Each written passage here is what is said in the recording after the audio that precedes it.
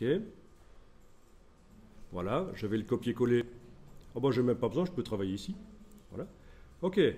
Donc, c'était déjà un symbole.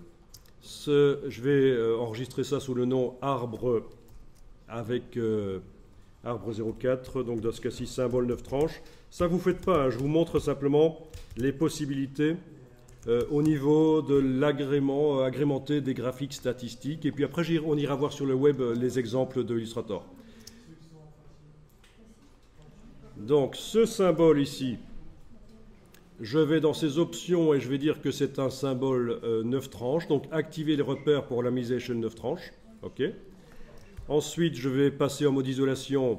Ben, le clic droit ne marche toujours pas. Bon, c'est pas grave, je double-clique. Je suis passé en mode isolation. Puis, je vais bouger ceci de manière à ce que ça englobe le tronc, parce que j'ai envie que ce soit le tronc de l'arbre, pas les racines, pas le feuillage qui, en fait, change. Oui, on pourrait même le repositionner correctement par rapport à son réticule central. Voilà. Donc, vous comprenez l'histoire ici. On a le tronc de l'arbre qui va s'allonger quand je vais redimensionner l'arbre, parce que c'est le rectangle central ici, le rectangle central qui va bouger. Bon, ben je sors du mode isolation. Je vais dupliquer plusieurs fois cet arbre avec la flèche noire et la touche Alt. Je vais redimensionner l'arbre. Et ça marche. C'est pas génial, ça? Bon, évidemment, si je le fais plus petit, ça se ratatine, ça fait un truc bizarre. C'est assez génial, ça, quand même, de pouvoir faire ça, le symbole 9 tranches. Vous imaginez des graphiques statistiques sympas avec ça. On va aller voir s'il y a des exemples sur le web.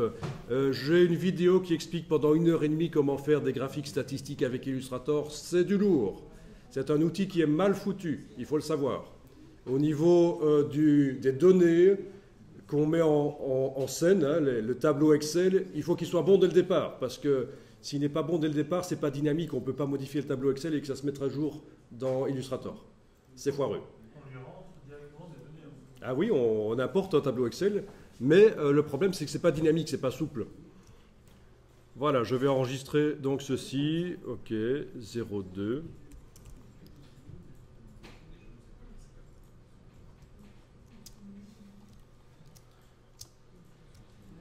Bon, je ne trouve pas d'exemple rapidement sur le web d'utilisation des symboles dans des graphes statistiques avec Illustrator. Mais sachez que les graphes statistiques dans Illustrator, ce n'est pas un très bon outil Illustrator pour faire des graphes statistiques. Et que donc le système 9 tranches, vous allez pouvoir l'utiliser pour faire ceci en fait. Hein, amener rapidement des variations de longueur sur une partie d'un objet. Donc ça peut être génial, ça.